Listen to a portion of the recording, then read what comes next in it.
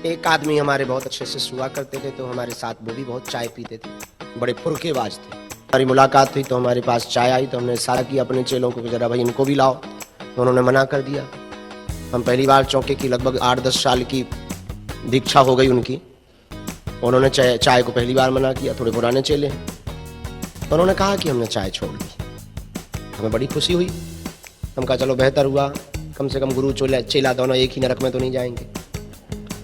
अगर चाय पीने से नरक मिलता होगा तो कम से कम दोनों एक ही जगह तो नहीं मिलेंगे, तुम कुछ दिन रहोगे फिर दूसरी जगह जाओगे। लेकिन बाद में खबर आई कि वो दूसरे कप में कुछ पी रहे थे। हमें बड़ा अचंबा लगा, तो हम उनके पास पहुंच गए। हम कहा अभी तो तुम कह रहे थे कि तुमने चाय छोड़ दी। बोले नहीं, कॉफी पी रहे हैं। चाय छोड़ दी ये बात अलग है, पर कॉफी पकड़ ली ये बात अलग है थोड़ा। अब वो कहो कि आप इसमें भी आपको प्रसन्नता है, हम इन दोनों परिस्थितियों से ऊपर उठने की बात आज करना चाह रहे हैं। कुछ ना पकड़ा जाए ना कुछ छोड़ा जाए, जीवन में पकड़ना ही है तो केवल परमात्मा को पकड़ा जाए।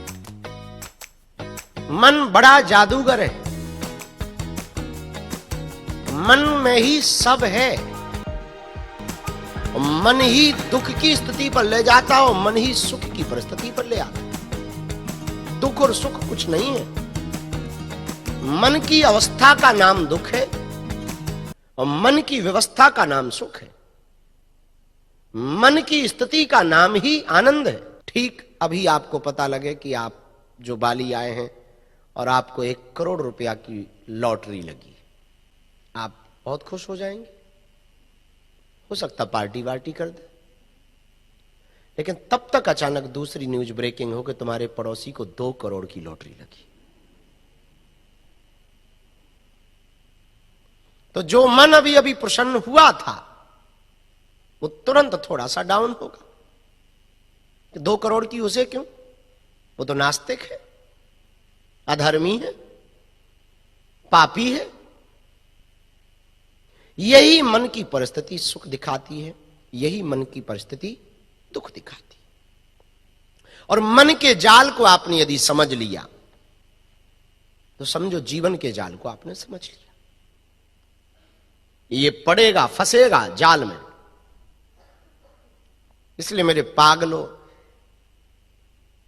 सोच का प्रभाव मन पर होता है, मन का प्रभाव तन पर होता है, तन का प्रभाव जीवन पर होता है और जीवन का प्रभाव भाग्य पर होता है।